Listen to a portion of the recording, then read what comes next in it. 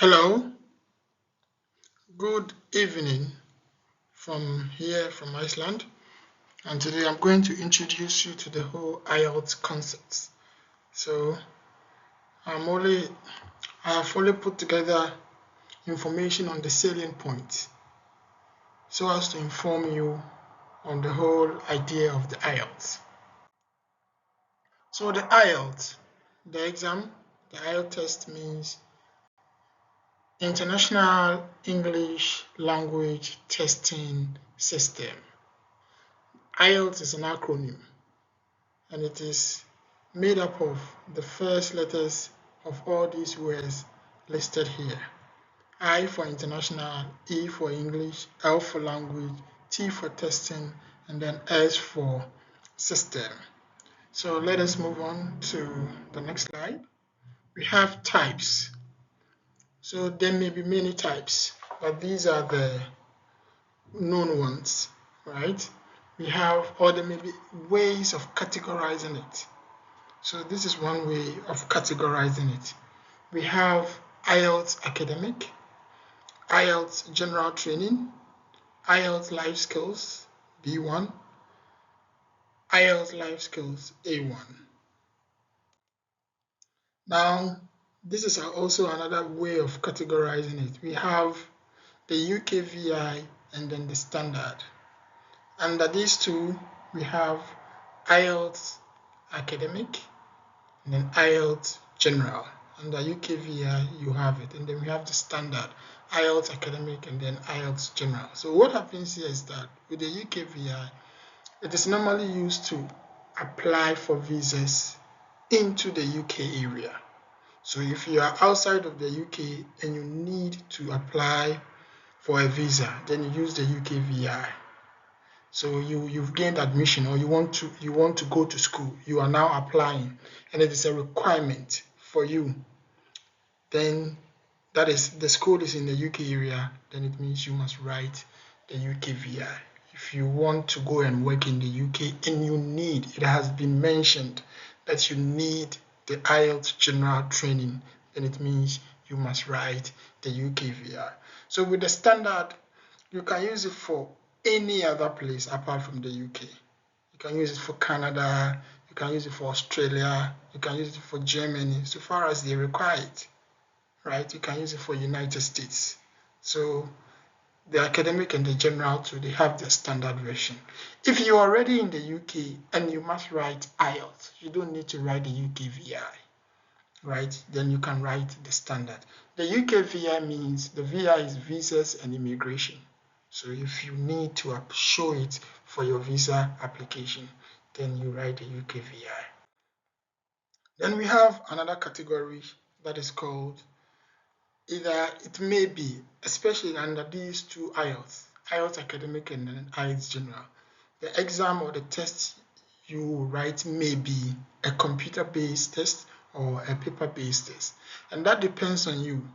If you are familiar with computers and you can easily type and then deal with content on the computer, then you are okay writing the computer base.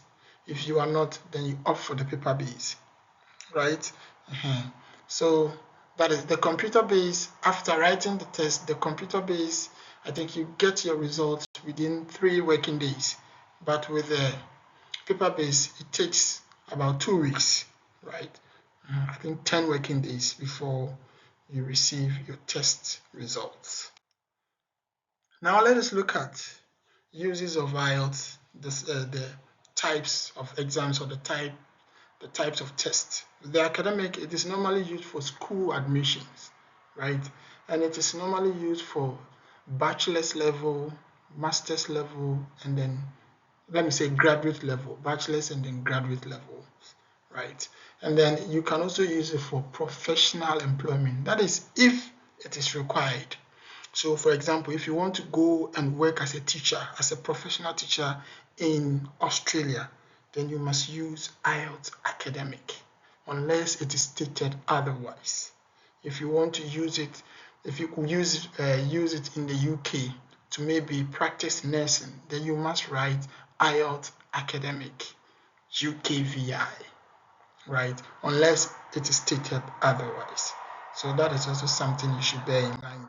Then we have for the general training, we have for some professional employment, right? For some professional employment.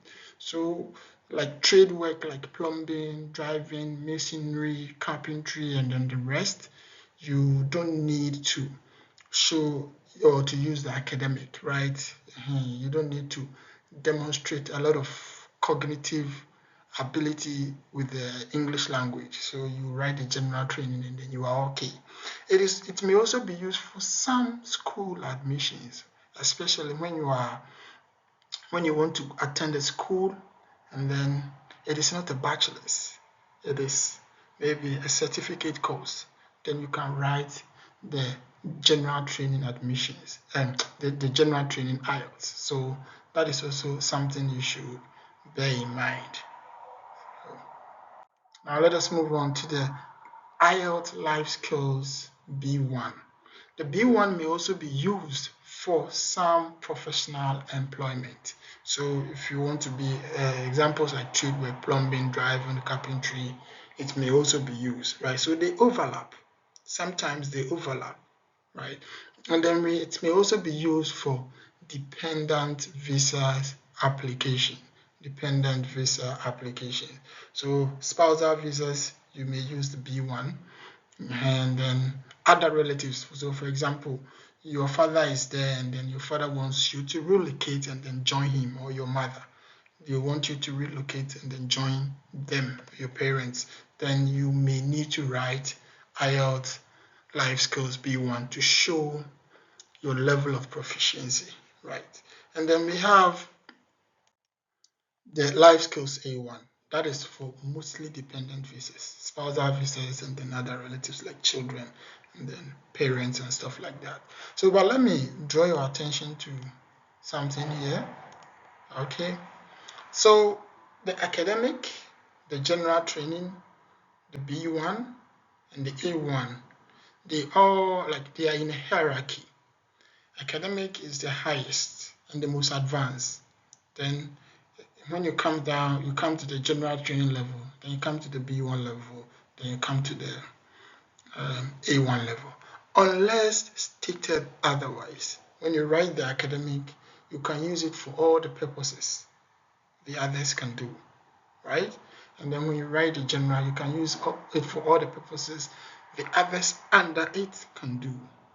Right? When you write the B1, you can use it for what the A1 too can do. So sometimes it is important to specifically make an inquiry on the type of IELTS to write. Many people use IELTS it is a requirement for Canadian programs, immigration programs, and mostly apart from educational purposes, like the bachelor's and then the graduate level, they require you to write to use the general training one, right? So if you want to make use of it, please do your best to do a little bit of research to identify the specific one you need to write. Otherwise, you write and you have to write again. Okay, so now let us move on. Now we have the IELTS test skills. So under each of them, what skills are they testing, right? So when you come to the academic and then the general training, they are testing 4 skills. And these skills are common in every language, right? They are like the basic language skills that we have, that there is. So we have speaking, listening, reading, and then writing. So when you take academic or general, then it means you must be tested on these 4 skills. And now we come to the life skills, to the A1 and then the B1.